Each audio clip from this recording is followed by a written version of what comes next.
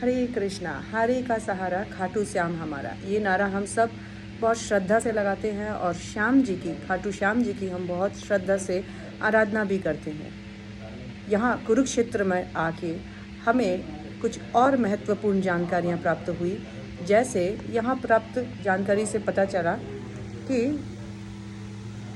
ये हैं खाटू श्याम जी, जिन्हें युधिष्ठिर महाराज के द्वारा विजय स्तंभ पर स्थान प्राप्त हुआ था। ये एक नीचे विजय स्तंभ है जो भगवान के कहने पर युधिष्ठिर महाराज ने निर्माण करा था, और इसी के ऊपर बर्बरीक का कटा हुआ सर रखा गया, जिससे वो देख सके पूरा महाभारत का युद्ध। लाइव दर्शन किए इन्होंने भगवान के उस महाभारत युद्ध के, उस भागवत गीता के प्रवचन को। और फिर जब युद्ध समाप्त हुआ तो बताया गया कि इन्होंने पूछा कि अब मेरा क्या होगा, मुझे भी कुछ स्थान दीजिए।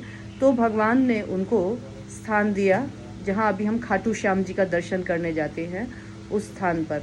और भगवान ने इन्हें बहुत सारे वरदानों से यहीं पर इनको वरदान देकर कृपा की थी।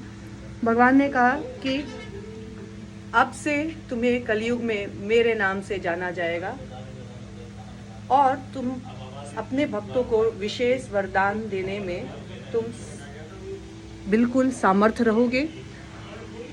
इसी कथा के साथ एक और कथा आती है। जब महाभारत का युद्ध हो जाता है तो पूछा गया सबसे ज़्यादा किसने मारा, सबसे ज़्यादा बड़ा योद्धा कौन है, और सब कोई भगवान से निर्णय मांग रहे थे। तो भगवान ने कहा कि चलो हम चलते हैं। कहाँ?